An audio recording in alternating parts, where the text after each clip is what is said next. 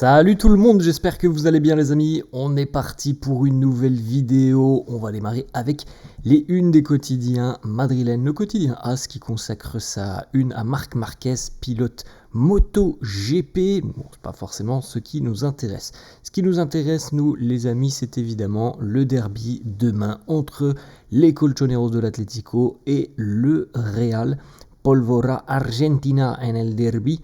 Le potentiel argentin sur ce derby, Julián Alvarez côté Atlético, qui reste d'ailleurs sur un triplé, on l'a dit, face au Rayo Vallecano, et Franco Mastantuono qui vient de marquer son premier but tout simplement sous les couleurs du Real Madrid. A noter les amis que le Barça s'est imposé hier du côté d'Oviedo sur le score de 3-1. On enchaîne la une de Marca où on retrouve les fameux trophées Marca Légende, donc c'est pas trop ce qui nous intéresse, et on n'a pas d'informations qui concernent le Real sur cette une de Marca. Je pense que ça sera pas la même chose demain évidemment les amis.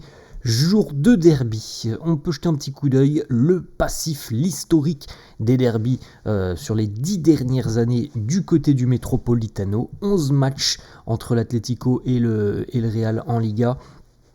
11 matchs, 5 nuls, 3 victoires pour le Real, 3 défaites, donc c'est un bilan équilibré entre l'Atleti et le Real.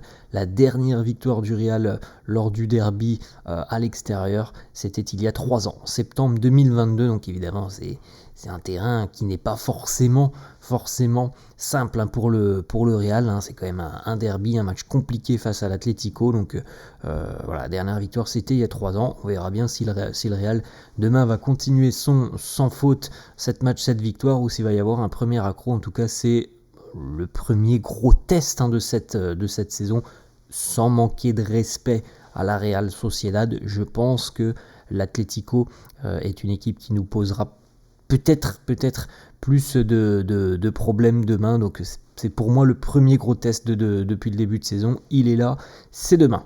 On a une petite information, alors justement on l'a évoqué hier, William Saliba qui intéresse fortement le Real Madrid.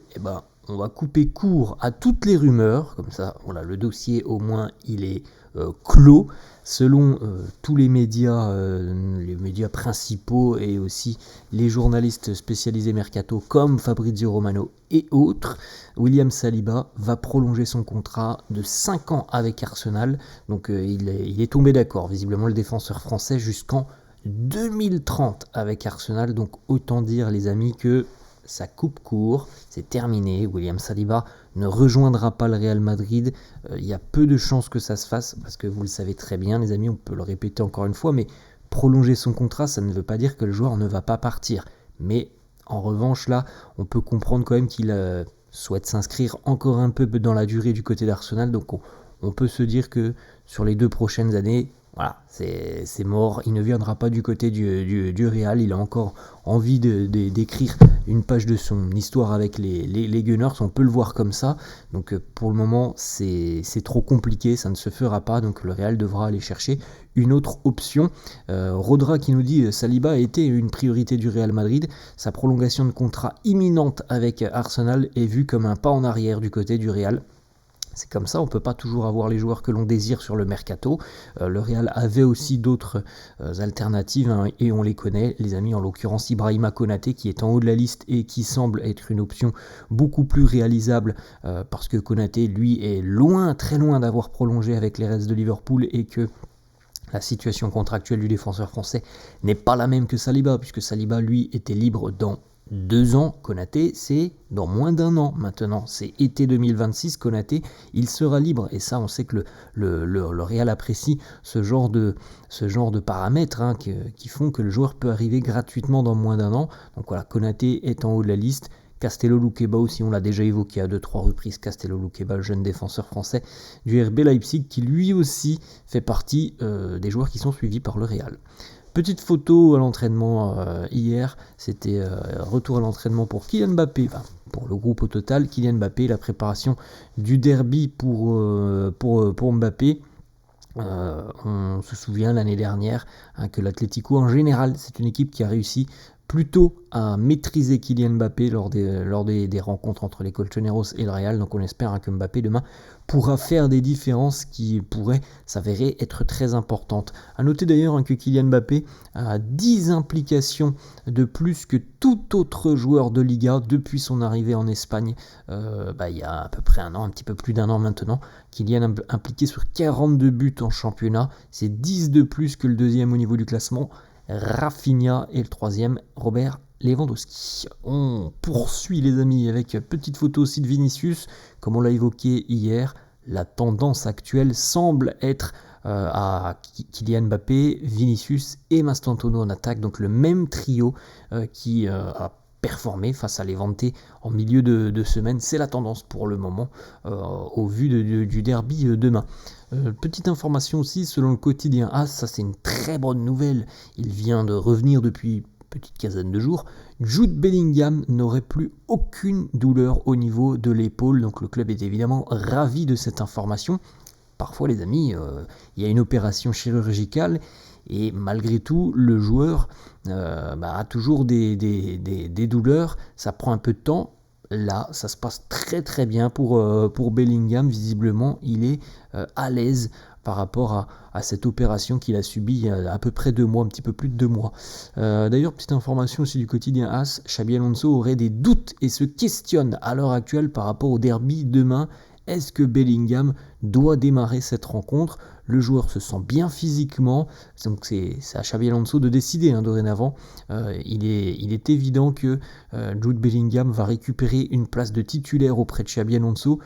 Tout dépend dorénavant du rythme de Jude Bellingham. Je pense qu'on est tous d'accord là-dessus, les amis. C'est tout à fait limpide comme explication. Pour moi, Bellingham, malgré tout ce que l'on a vu depuis le début de saison en son absence, pour moi, Bellingham, il est titulaire indiscutable, il n'y a pas de débat. Il est titulaire indiscutable, donc il y a forcément, les amis, un joueur que l'on voit depuis le début de saison, ou une rotation qui va devoir sortir. Pour moi, c'est une évidence. Alors qu'il joue demain le derby ou pas, ça ne changera rien. Pour moi, il va récupérer une place dans le 11 titulaire dans quelques jours. Après, demain, la question, c'est véritablement de savoir, s'il est en jambes pour jouer dès le début de cette rencontre. Mais sinon, pour moi, Jude, c'est titulaire indiscutable, il n'y a pas de débat là-dessus. Ensuite, petite information justement des sources au sein du Real qui nous disent que l'éthique de travail de Bellingham pendant son indisponibilité, pendant son processus de récupération, son éthique de travail a été exceptionnelle. Il a passé des journées entières au centre d'entraînement. Parfois, il était le premier arrivé, le dernier parti pour revenir plus tôt, parce qu'on rappelle encore une fois les amis que dans les faits, Bellingham devait revenir à peu près à ce moment-là. Là on est fin septembre, début octobre, il devait revenir à peu près à ce moment-là. Ça fait déjà 15 jours qu'il est de retour, donc c'est que derrière tout ça, évidemment, il y a eu une éthique de travail assez impressionnante. Les absences, les amis, pour affronter l'Atlético demain, c'est le secteur défensif, comme d'habitude, qui est touché. Trent Alexander-Arnold, Antonio Rudiger et Ferland Mendy. On a 2 petites déclarations de Raphaël Ourasbakhtin, entraîneur du Kairat Almaty, donc le prochain adversaire du Real en Ligue des Champions la semaine prochaine. Il nous dit: j'ai beaucoup suivi le Bayer Leverkusen de Xabi Alonso, j'ai essayé d'apprendre de ses matchs, j'ai regardé aussi pas mal de ses séances d'entraînement lorsque j'arrivais à les trouver. C'est un entraîneur exceptionnel, j'ai beaucoup appris de lui. Il nous dit aussi sur le Real, bon déjà ça serait un grand honneur pour moi d'affronter Xabi Alonso. Les changements du Real Madrid, on les voit, ils sont déjà visibles depuis l'arrivée de Xabi Alonso, même si à l'heure actuelle son idée n'est pas encore à 100% développée. Voilà, c'est un processus qui suit son cours. 2 informations mercato, les amis, qui semblent se confirmer petit à petit, même si on aura le temps d'en parler parce que ça sera l'année prochaine. Rudiger qui s'en va en fin de saison, c'est une possibilité très très très sérieuse, avec notamment pas mal de clubs saoudiens intéressés, et puis le plan reste identique pour David Alaba, un départ en 2026, et évidemment le Real qui ne le prolongera pas au vu surtout de son énorme salaire. Le Real investira certainement sur un autre joueur dans le secteur défensif. Bon, on aura le temps d'en reparler, le Mercato 2026, les amis, c'est pas pour maintenant. Et puis on félicite aussi Victor Munoz qui a marqué hier au Osasuna, a été tenu en échec par Elche 1-1, mais le jeune madrilène qui nous a quitté il y a à peu près 3 semaines, un mois, enfin il y a un mois à peu près maintenant, Victor Munoz a marqué un magnifique but de l'extérieur de la surface de réparation enroulé, qui termine en lucarne. Très beau but pour Victor Munoz. Voilà les amis, la fin de cette vidéo. J'espère que ça vous a plu. N'hésitez pas comme d'hab à lâcher un petit pouce bleu. N'hésitez pas non plus à vous abonner à la chaîne. Je vous souhaite une très bonne journée et je vous dis à la prochaine. Ciao.